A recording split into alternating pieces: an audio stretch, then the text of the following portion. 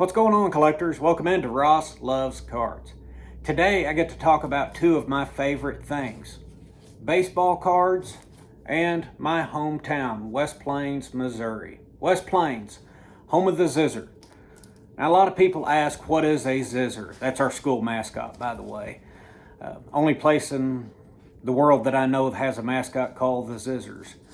But anyways, how I've heard that the Zizzer name got started was back in the early 1900s. They had a track meet, and one of the English teachers seen somebody running really good, and they said, boy, that's a Zizzer. And that name just kind of stuck, and they ran with it.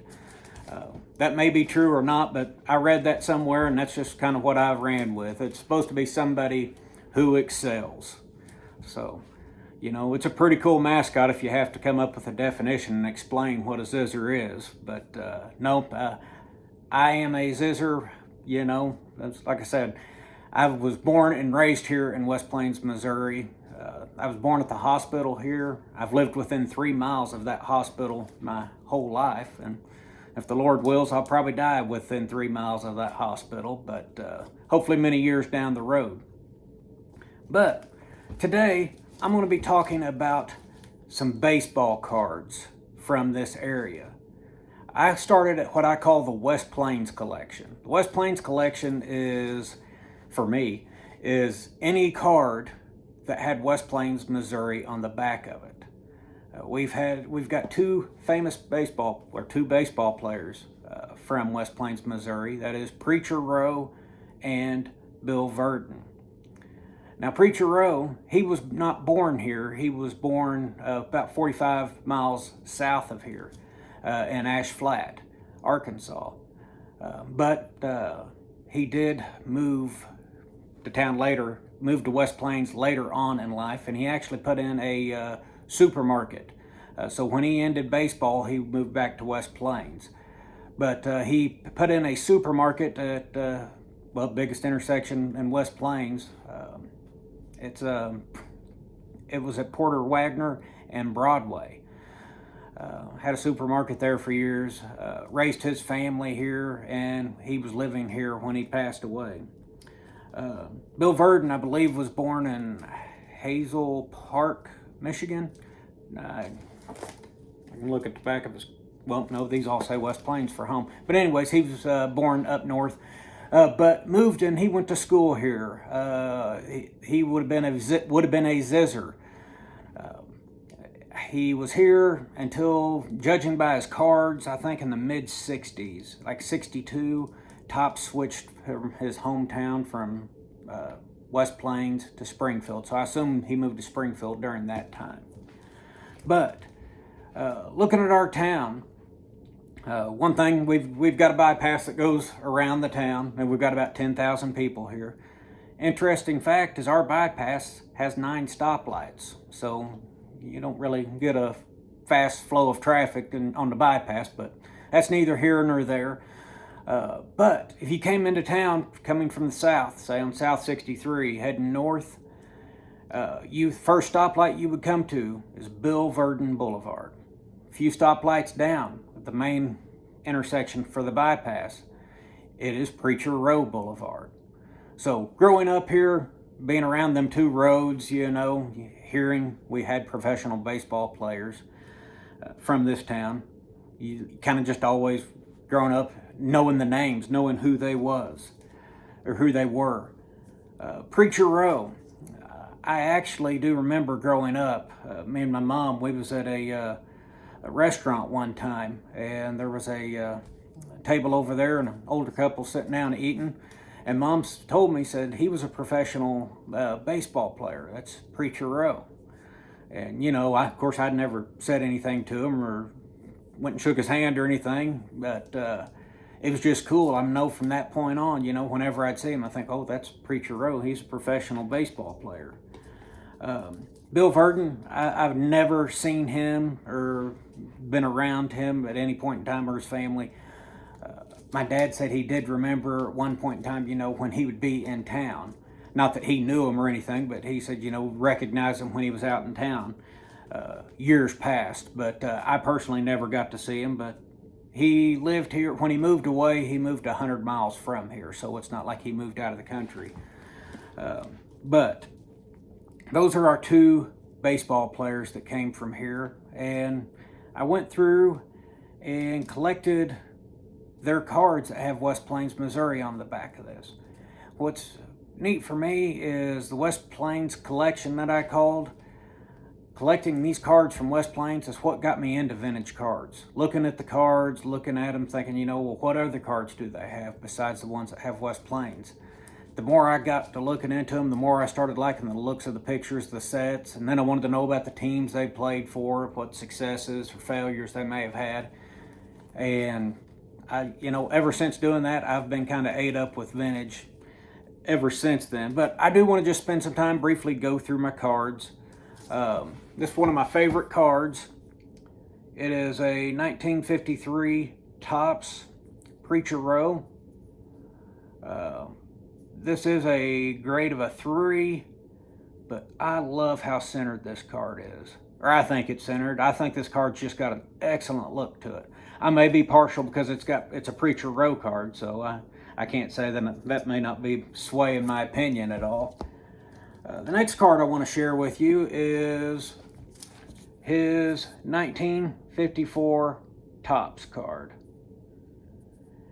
Now, when I first looked at this card, I thought, boy, I'd like that background to have been a different color other than yellow. But the more I looked at it, yeah, it sure wouldn't look right unless it was anything but yellow to me now. Really do like this card.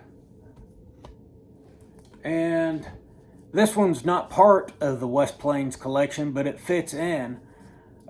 I got this from Southern Collector 14, Tony. He sent this to me. Sent me a signed Preacher Row on a 54. I want to thank Tony for, I know I thanked him through text when he sent this to me, but I was just looking at it today. I love this card. Looking at the ballpoint where you could see the ballpoint actually, press the indentation down right, and it's just a new level of cool. But that's what I have for Preacher Row, West Plains, Missouri. I've got more Preacher Row cards, but you have to wait for other videos to see those. But those are the only two Preacher Row cards with West Plains, Missouri on the back of it. First Bill Verdon card is the 56, sorry. 1956. This is when he was a Cardinal, for my Cardinals fans. Until I started this West Plains collection and getting the cards, I always thought of him as being a Pirate. But he was a Cardinal at first, but here's his first Pirate card, 57, I believe. 58, I'm sorry. Yeah, 58.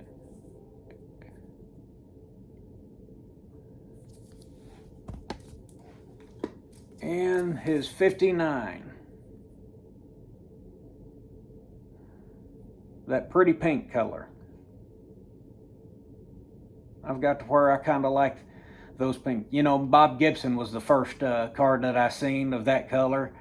And I thought, boy, I tell you what, I don't like that. But that's another color that's kind of growed on me. Of course, I've got the Bill Verdon. I also have a Carl Erskine that I really like in that color. My next card that I'm going to show is a 1960 Leaf. And it's in a grade 3. I wanted to get one a little bit higher, but you'll notice this one has an auto on it, but the card's still graded to 3, auto a 10.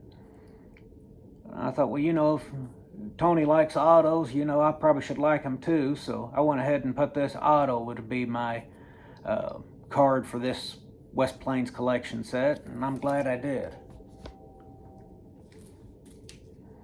Next one is a 1960 Bill Verdon. Still with the Pirates in that picture. And got a 1961 Bill Verdon.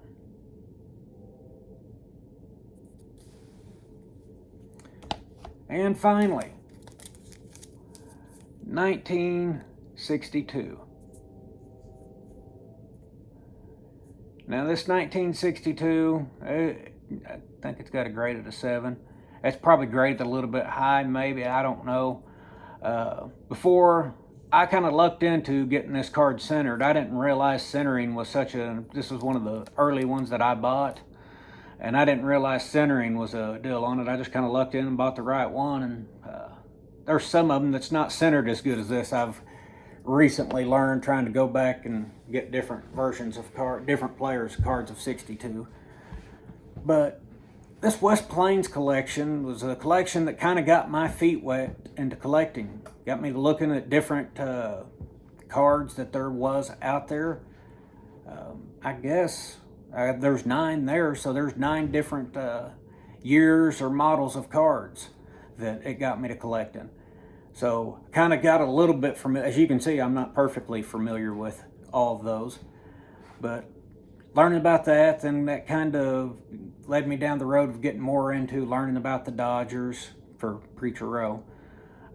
Then, from there I learned about, Carl Erskine, and it just went, I don't want to say went down the rabbit hole with them, but then read The Boys of Summer.